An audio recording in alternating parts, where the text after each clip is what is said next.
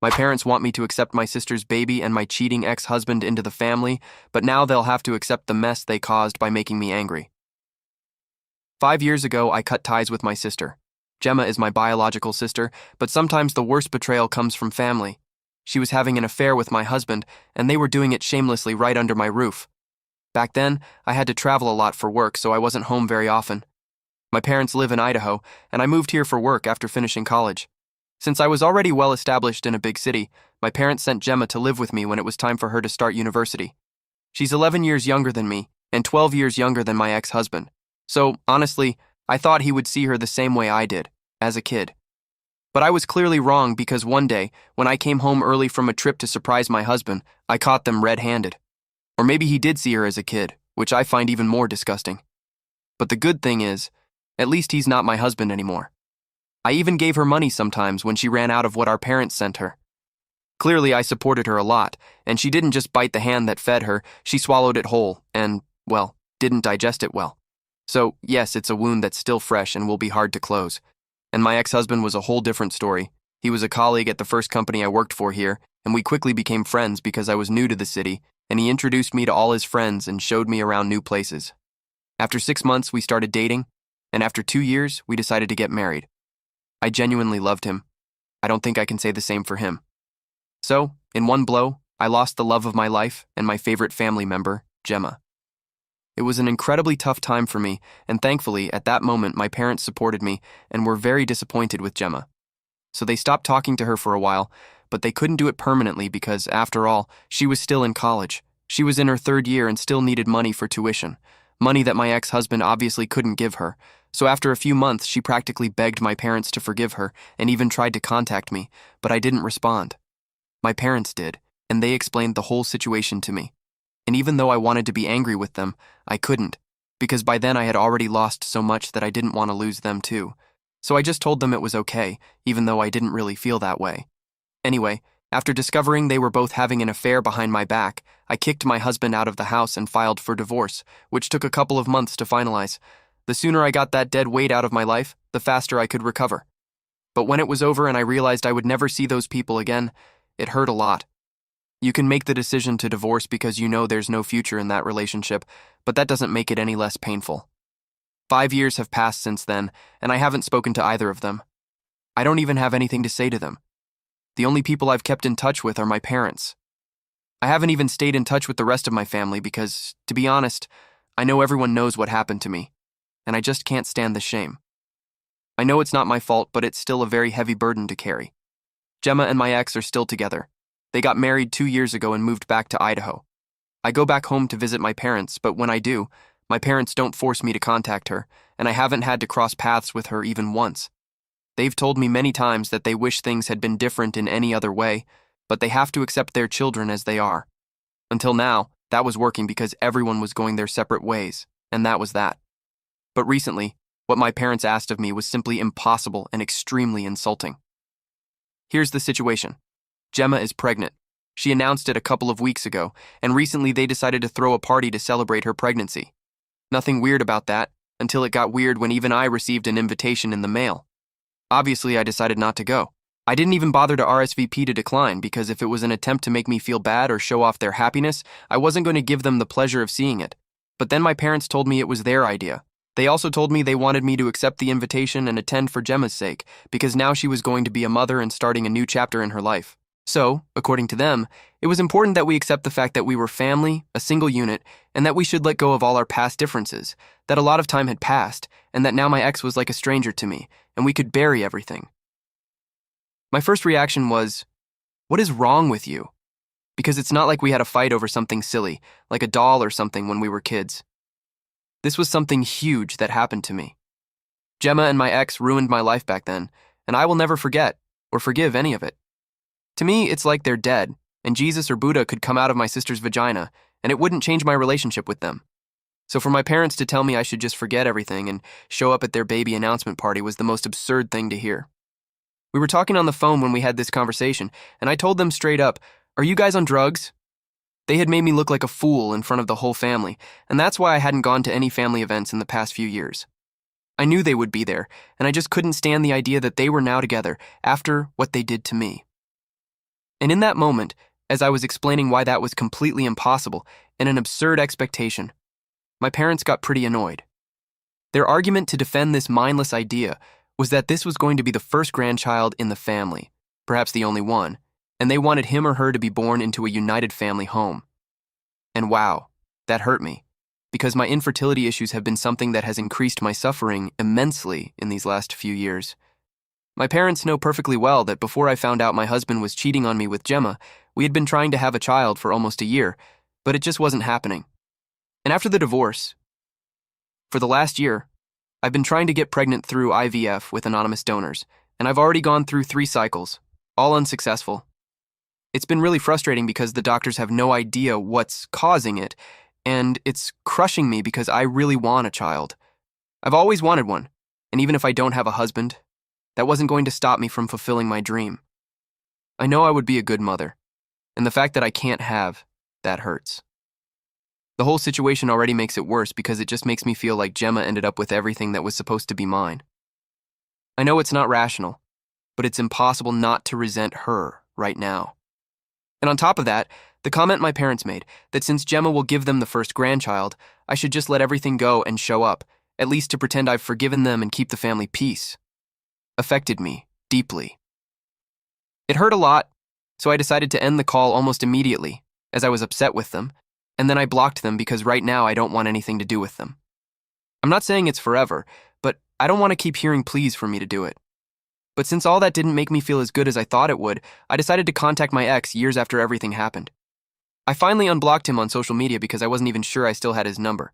I wrote him a message and told him I hoped he was at least happy now after ruining my life, and that he and Gemma had ended up with everything that was supposed to be mine, and that everyone was celebrating it as if it were really worthwhile.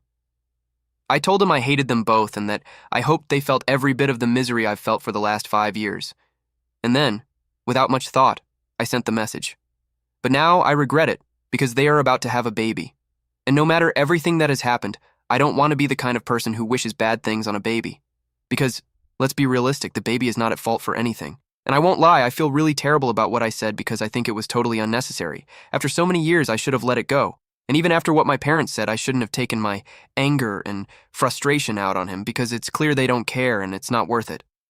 But most of all, I feel like what I said makes it seem like I wish ill on the baby, and there's no way to take it back. So I feel very guilty about that, and I feel like I should apologize. It's been 48 hours since I sent that message, and I know he saw it, but obviously he hasn't responded. So I still have a chance to fix it and apologize, but I'm not sure if I should, because after everything that's happened, it would be very strange to apologize to him. Am I the bad guy for telling my ex-husband and sister that I hope they are miserable now that they are expecting a child? Edit. I didn't mention this in the original text because I didn't think it was relevant, but I understand why other people think I should have said it. So, to be clear, my sister was 18 when she left home. She was legally an adult. I was 29 at the time, and my husband was 32. And I think when their affair started, she must have been around 19.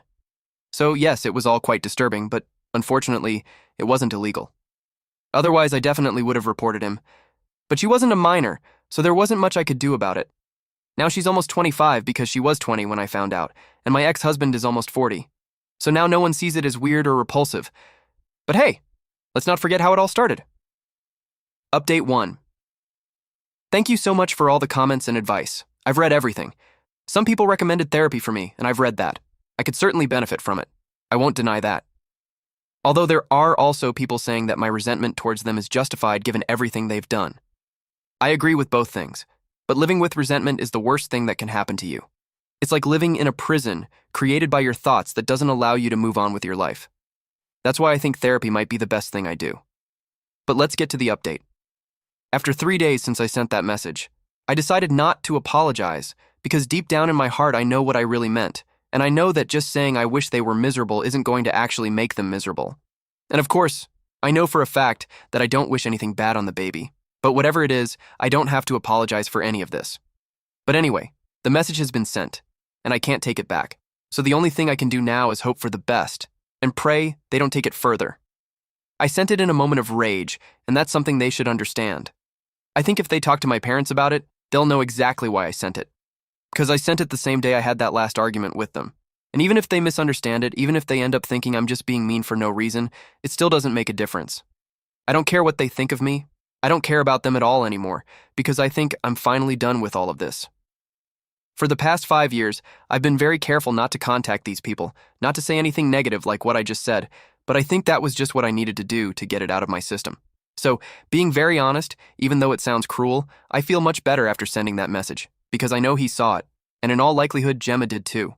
And now they know that I hate them. I don't think you need to be very smart to figure that out, but now there's no denying it.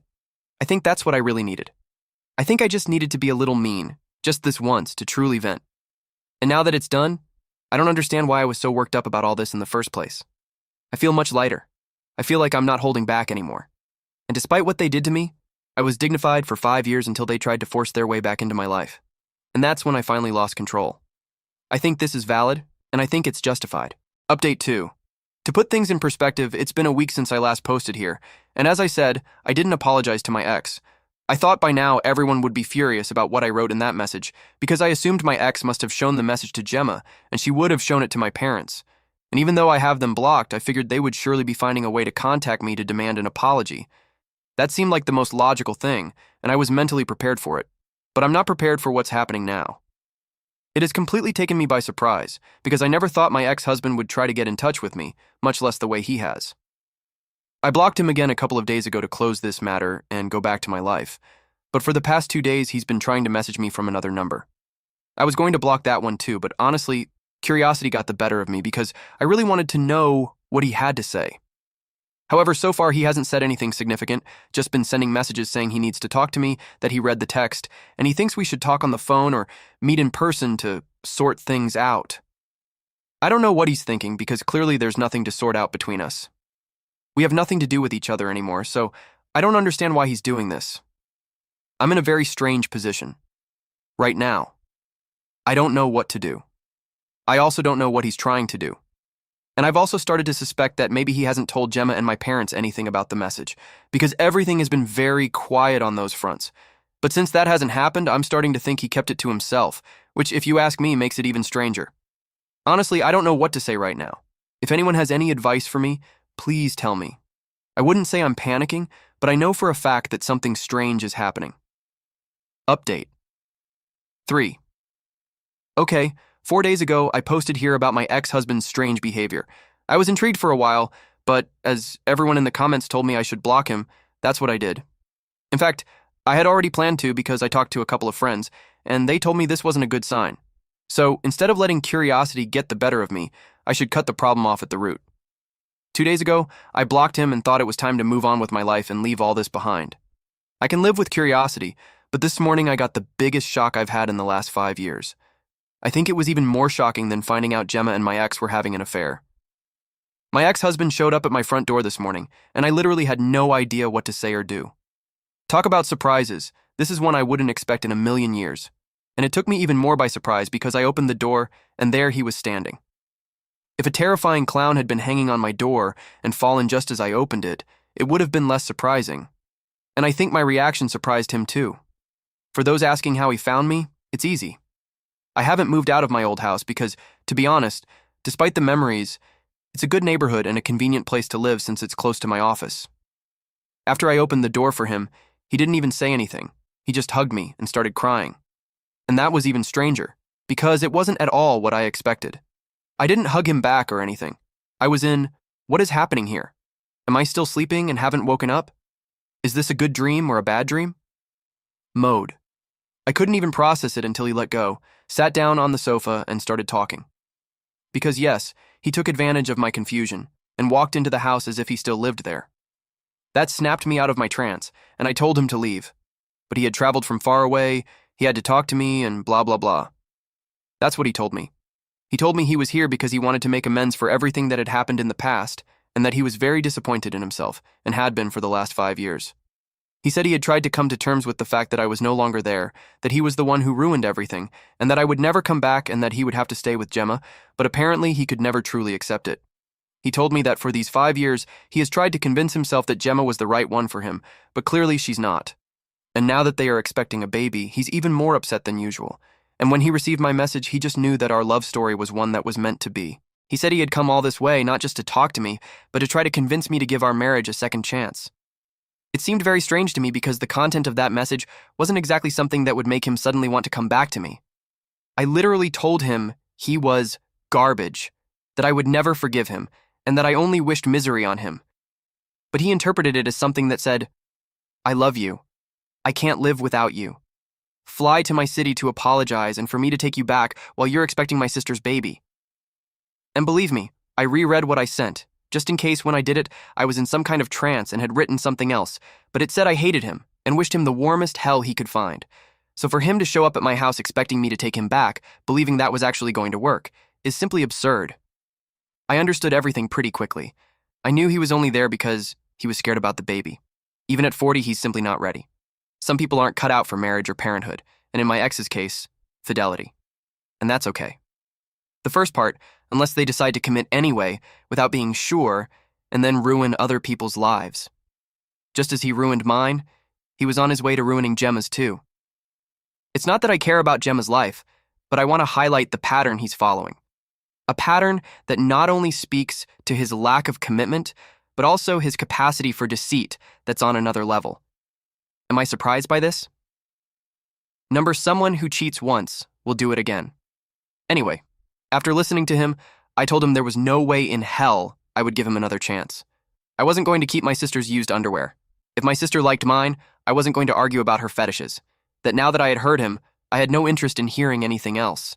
I told him he had to leave immediately, that there was no way we were getting back together, and that this was the biggest mistake of his life, coming back believing I would just take him back like that.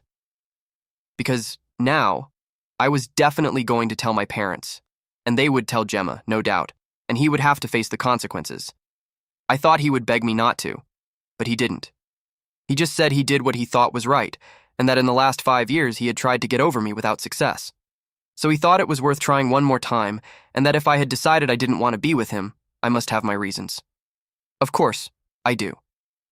My main rule for dating a man is that he hasn't slept with my sister when she was 19, but he said he would respect my reasons and that he would leave. Before leaving, he told me he would always wait for me, which, in my opinion, is pure garbage. Just like he waited for me years ago to come back from my trip so he wouldn't sleep with my sister. Right, sure. But anyway, that's what he said. I'm just the one reporting his words. And he told me I could tell whoever I wanted what happened here, that I would be doing him a favor. The whole thing seemed inexplicably strange, unless he wanted this to be the thing that ends his relationship with my sister.